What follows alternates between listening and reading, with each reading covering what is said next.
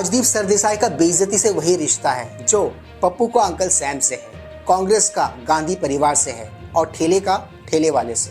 Jokes apart, India today group India conclave को host कर रहा है अहेड ऑफ महाराष्ट्र इलेक्शंस, जिसमें इस बार इनके गेस्ट बने हैं नितिन गडकरी जी। और एज यूजुअल इस सेशन को होस्ट कर रहे थे राजदीप सरदेसाई, जिसने अपनी पुरानी आदत और अपनी खुजली के चलते नितिन गडकरी जी से पूछ लिया एक सवाल मोदी जी को टारगेट करते हुए। नितिन गडकरी जी जो आमतौर पर शांत रहते हैं और बहुत ही कंपोज रहते हैं, उनका पारा चढ़ गया। उन्होंने राजदीप सरदेसाई को उसी सेशन में सुना डाला लेफ्ट राइट एंड सेंटर। वो कहते हैं ना, शांत से शांत आदमी को गुस्सा दिलाने का आर्ट राजदीप सरदेसाई से बेहतर कोई नहीं जानता है। Please like share subscribe YouTube channel ताकि हम ऐसे कंटेंट्स बनाते रहें। और राइट दोस्तों, इस वीडियो को कंटिन्यू करते हैं आगे। आज के इस व्लॉग में हम देखेंगे राजदीप सरदेसाई की एक और बेइज्जती, एक और इसलिए क्योंकि इसको बेइज्जत होने की आदत हो गई है और हमको इसे बेइज्जत होते देखने की।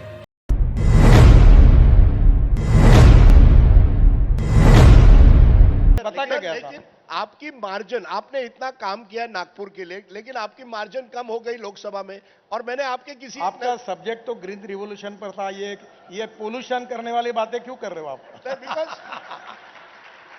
सर आप जरा सब्जेक्ट पर तो आइए, आप नेता जैसा मत करिए। नहीं, हमारे नेता ऐसे होते कि जो विषय को छोड़कर भलते विषय पर बात करते नहीं, because Maharashtra needs clarity. What is Nitin Gadkari's role at the moment? जैसे मैंने कहा, आपने नागपुर में बहुत काम किया है, इसके बावजूद आपका मार्जिन कम आया लोकसभा में। आप ये जो अभी इसने क्लिप के इस पर्टिकुलर पोर्शन में किया, इसको पोक करना कहते हैं। फेसबुक पर यह फीचर बहुत पहले मिला करता था, आउटडेटेड हुआ तो फेसबुक ने इस फीचर को रिमूव कर दिया, निकाल दिया। ये बंदा आपको अभी इस वक्त इस पर्टिकुलर क्लिप में यही करता हुआ नजर आ रहा होगा। आपने गडकरी जी का रिएक्शन और रिस्पांस ऑब्जर्व किया, उन्होंने टाइम वेस्ट नहीं किया, तुरंत इस पर वो टूट पड़े और इसकी ले ली। मुझे लगता है इंडिया टुडे ग्रुप ने राजदीप सरदेसाई को हायर ही किया है बेइज्जत होने के लिए। द बॉटम लाइन इज, जो सवाल इसने पूछे वो इसके नहीं, राहुल या फिर कांग्रेस के मन की बात थी। किसी नजदीकी से मैंने बात की, उन्होंने कहा there was a conspiracy in the BJP to defeat Nitin Gadkari. सही है गलत है? पूरी गलत है। आपको पहले लिस्ट में आपका नाम भी नहीं दिया गया। When the first list of the BJP came out before Lok Sabha, आपका नाम नहीं था। आपको मोदी जी को नागपुर एयरपोर्ट में मिलना पड़ा और मामला सॉर्ट आउट करना। मुझे तो आपके तरफ देखकर बड़ी ये आ रही है कि प्रधानमंत्री जब हर बार आते हैं तो प्रोटोकॉल के हिसाब से मैं मिलता हूं। आपको किसने, प्रधानमंत्री ने कान में आके बताया क्या कि मैंने उनको? मुझे लगता है नितिन गडकरी जी का पारा इस पूरे सेशन में, जो कि लगभग 40 मिनट का था, यहाँ से चढ़ा इस पर, क्योंकि गडकरी जी समझ गए कि ये मोहल्ले वाली वो आंटी है जिसका सारा दिन एक ही काम है, चुगलखोरी करना, यहाँ की बात वहाँ करना। ट्रस्ट मी, ऐसी आंटियां बहुत ही अनोइंग होती हैं। क्या आपको पता है कांग्रेस और यूपी के शासनकाल में इसको और इसकी टोली को, यानी कि इसके गैंग को, जो कि मेरी नजर में गोदी मीडिया और सर्टिफाइड अंधभक्त हैं, किस हद तक एक्सेस था, कितना एक्सेस था कांग्रेस का?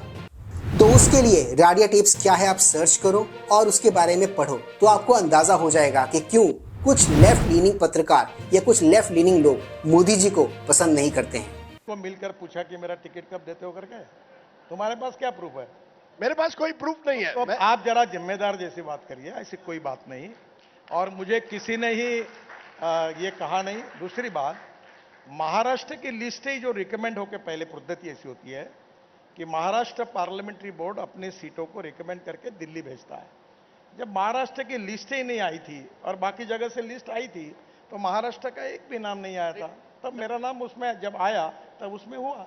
राजदीप ने अभी जो सवाल पूछा, उससे एक बात तो क्लियर है कि इसको बीजेपी के डिसीजन मेकिंग और कार्यशैली के बारे में जीरो नॉलेज है। हर संगठन का अपना एक तरीका होता है काम करने का, फंक्शन करने का। इसको लगा कांग्रेस काल की तरह किसको कौन सा मंत्रिमंडल मिलेगा, ये जानने के लिए वो विस्की या वाइन की चुस्की लेके चीयर्स बोल के पता लगा लेगा। पर ये भूल गया, ये तो बीजेपी है। कांग्रेस की तरह पार्टियों में मंत्री या मंत्रिमंडल यहाँ डिसाइड नहीं होते। रही इंसाइडर वाली बात, तो कोई इंसाइडर विसाइडर वगैरह नहीं है। कांग्रेस और इंडिया अलायंस ने सोशल मीडिया पे या फिर टीवी चैनल्स पे जो रायता, जो थियोरी फैला रखी है, उसी को ये भी आगे पुश कर रहा है, उसी को ये भी आगे प्रोपोगेट कर रहा है, ताकि इनमें आपस में कलेश हो। ये और इसकी बेइज्जतियां, ट्रस्ट मी, कंटेंट क्रिएटर्स के लिए गोल्ड माइन है। ना ये सुधरेगा और ना हम। आज के इस व्लॉग में सिर्फ इतना ही। मैं मिलूंगा आप सबसे अपने अगले व्लॉग में। Till then keep smiling and yes, do not forget to like share subscribe our YouTube channel, ताकि हम ऐसे कंटेंट्स बनाते रहें। इससे हमें ताकत मिलती है, इससे हमें शक्ति मिलती है और इससे हमें प्रेरणा मिलती है। कीप स्माइलिंग दोस्तों।